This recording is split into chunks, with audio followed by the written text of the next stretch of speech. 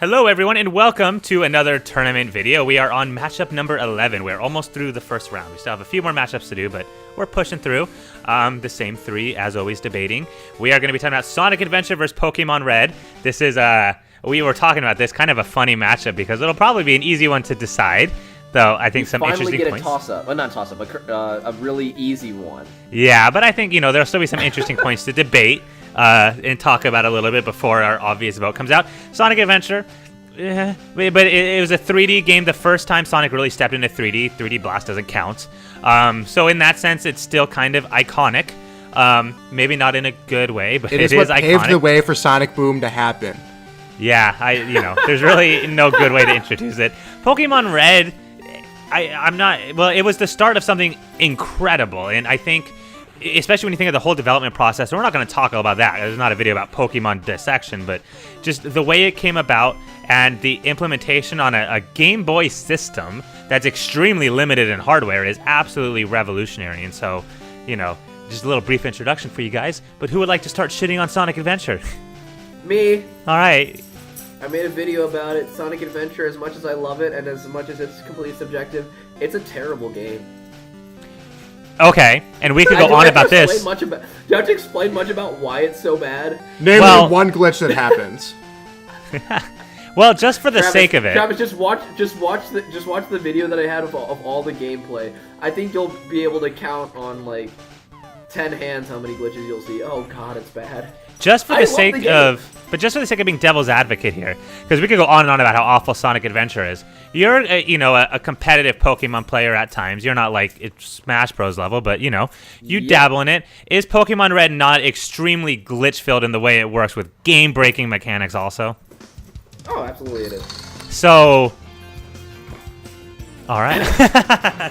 Okay, you want me to dig in on that? Okay. Well, cool. just compare the two, I guess, is what I'm more asking for. Sonic Adventure's glitches, I would say, more breaks the gameplay of what it's meant to do. Sonic Adventure is supposed to be a 3D platformer that you can run on buildings, you can run through all these roads as fast as you can, run on the beaches.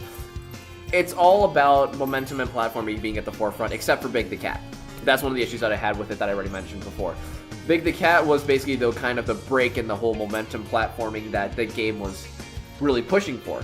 And I think that initially did it very well, but like glitching through certain walls and just randomly falling to your death, stuff like that, I think that breaks the gameplay way more than the fact that you have an 100% accurate move miss 1 out of 255 times. Right. Like there's a way you can miss 100% accurate moves in the original Pokemon games, but I think that is a minor speed bump based on the destroyed road of Sonic Adventure's game-breaking, not like game-breaking glitches, but the glitchiness, and I think there's a YouTube comment about it, the glitchiness is part of what gives it its charm in my mind, but it doesn't mean that it makes it a good game. And if you want me to talk about more about Pokemon Red, why I think it's way better, it takes meaningful gameplay to the next level. If you're talking about you're like you just start on a Pokemon journey, you don't have that much text, there's huge hardware limitations, but you start on your quest, you try to go into the grass, they pull you out of it just to show that Pokemon are there. You get your own Pokemon to start venturing through. You have very early Pokemon that kind of fall off and later on, being like Caterpie and Weedle, that teach you about evolution very early on. These things we never thought about as kids. We just understood them because Pokemon explained them to us just as we're playing the game, which probably was because of the reason that they had hardware limitations. They never bogged us down with tutorial text after tutorial text. They said, here's a Pokemon, go figure it out. And even as kids, we were able to do so. That's one of the reasons why Pokemon Red is so iconic in that way, because it taught all of that just through gameplay itself. Like we were talking about before in Metroid Prime, meaningful gameplay. You don't have to bog us down with tons of tutorial text. Well, if you want to teach us about evolution, they show us evolutions extremely early on when we catch a Caterpie in the and I think the Viridian Forest was the one. And yes, it's a simple game, but that's done so well in Pokemon Red that you never think of before you actually hear somebody say it out loud.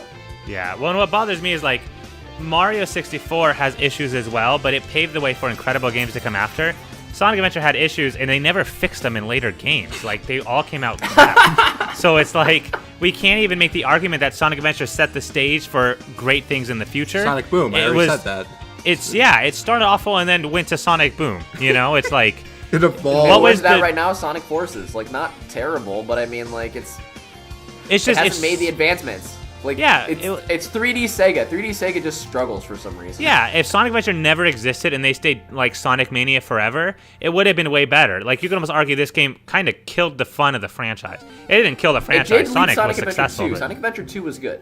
Yeah, but even that wasn't incredible. Like, it never really caught its feet, I feel like. And so this game sucked and it kind of killed a franchise. So I don't know. It's hard to defend Sonic Adventure in any way. You know, as much as I do love Sonic Adventure and I will replay it, I think it's very fun to play. It's not because it's an objectively good game.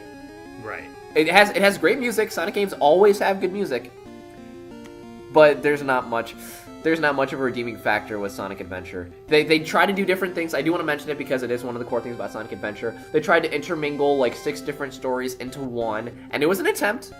They tried. Mm-hmm. It didn't succeed as well as the other. I would like to point out they tried to go for a little more, because they tried to go for like some more spiritual stuff, and like with Tikal and the Master Emerald and all the visions and stuff like that. It just seemed like a bunch of crap that didn't give the game focus. Mm-hmm. Pokemon Red, you're gonna become the Pokemon Master. Find your Pokemon, find your team, and just get your shit done.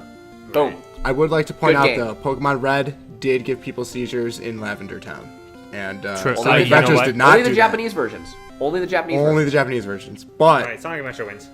Yeah. Because when you look at physical health, Sonic Adventure didn't kill anybody. Fair. All right, cool. Pokemon Red. Nice job. Yeah, Pokemon Red is my vote. Yeah, I mean, it's got my boy Charizard on the cover of it. Like, how can I not? That's true. Very true. All right. Well, that's matchup number 1 for the day. Pokemon Red easily advances. This next one, I don't care much for. I'm probably going to be listening mostly to see what people say, though. I feel like it'll be an easy one. I don't know. I'll see what Nick and Travis have to say, because I like Ocarina of Time. Don't worry. Yeah, Ocarina of Time is a fantastic game. It doesn't need an introduction. It was Zelda's first run into the 3D world, and by all means, it was an absolute success. Star Fox 64, I'm not the person to give an introduction for it because I haven't seen a lot of it, but Star Fox is an incredible franchise. After this game, it kind of took weirder turns. They weren't awful games, but Star Fox 64 was the last one that really had that authenticity of the Star Fox name franchise, and so definitely. I'm going to kick it back and listen to what you guys have to say. Star Fox 64 was basically what created rail shooters into what it should be. They tried to experiment from there. It didn't really work. Ocarina of Time was basically, as I talked about before on some of my Zelda streams, Link to the Past basically showed, hey, this is the Zelda formula. You're going to get the dungeon item, you're going to have a big key that's going to unlock the doors, whatever, and you're going to fight the boss, and you're going to keep going through the world and new ways to explore it and interact with it. Great formula, and as you've seen, Ocarina of Time basically, Link to the Past started it, Link to the Ocarina of Time basically said, this is the Zelda formula. Works for me. Star Fox 64 stands on its own as, I would say, a different kind of genre, unless if you want to consider Pokemon Snap up there too, because technically Pokemon Snap is a rail shooter.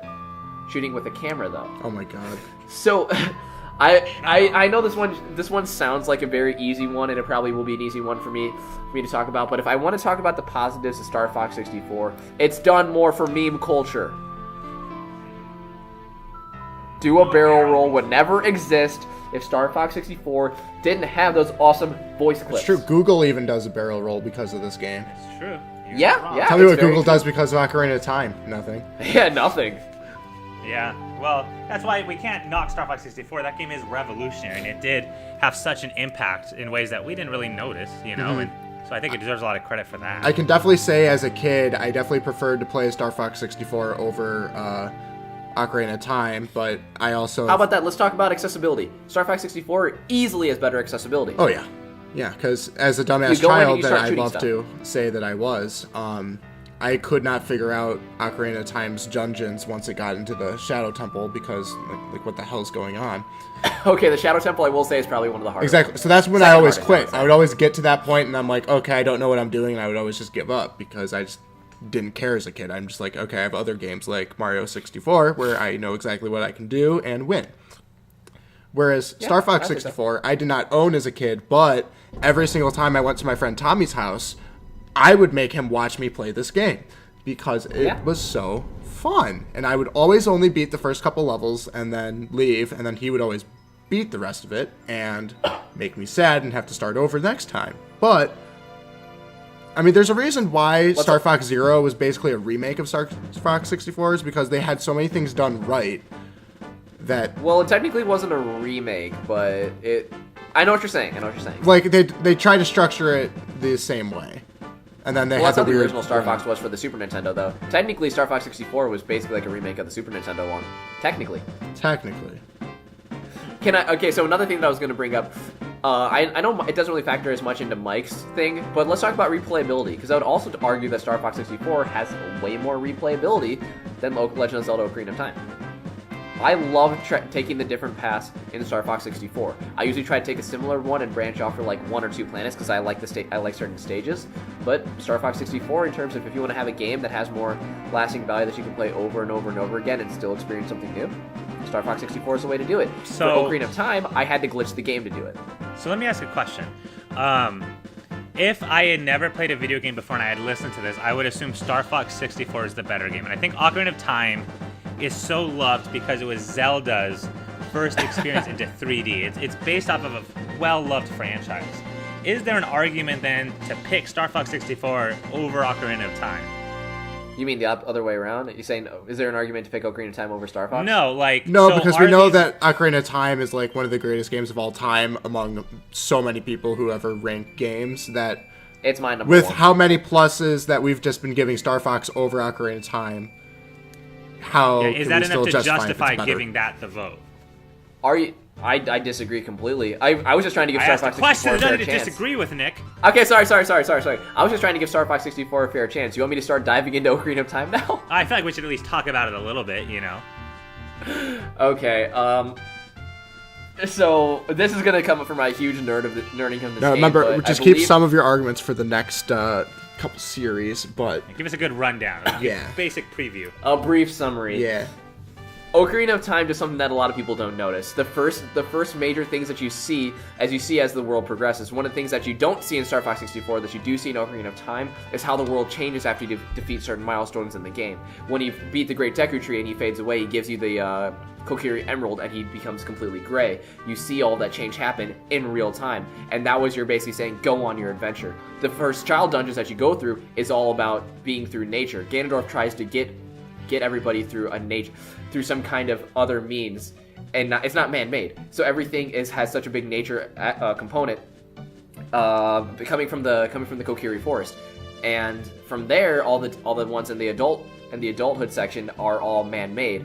They're basically all established. It shows that in adulthood and childhood you're fighting two kind of different evils that are still converging on the same path of just Ganondorf trying to destroy everything else. And oh god, I'm going a little too in depth. I'll try to keep it vague. Ocarina of Time does a very, very good job about telling a tragic hero story in a way that doesn't follow a typical norm that you would expect. And it tells it, I'll be honest, Navi sucks.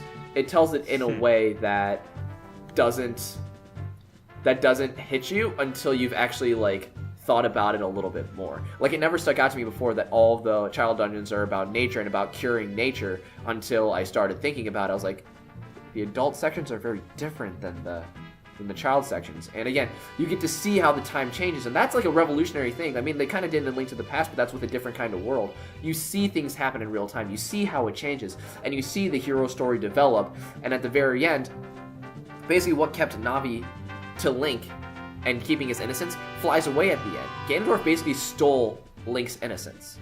He stole his childhood. And that's the most tragic part of Ocarina of Time. Damn. Sorry, I had way too big of a summary on that, but it tells the hero story in a way that's just so much more in depth that you would never expect. And I would like to get into it in later games. Well, I'm sure we will. So, I think we can vote. I'm trying to give Star Fox 64 a fighting chance. Yeah, but I think we know where this vote's going to end up. Yeah, no, because even the one who's played Star Fox way more, I can't deny that Ocarina of Time, achieved so much in its time, and it's still viable today. Yeah. So for formality's sake, I'm going to say my vote is for Ocarina of Time. Same Z's.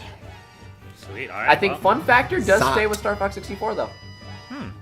Well, that's interesting. It was closer, I think, than we probably expected, but we all knew it was going to happen in the end. I mean, was it closer, or did we have a lot of good points to say about 64 more than we expected? People are going to be like, you should have chose Star Fox. All right, well, we will see you then in the next one, guys. Adios. Bye-bye.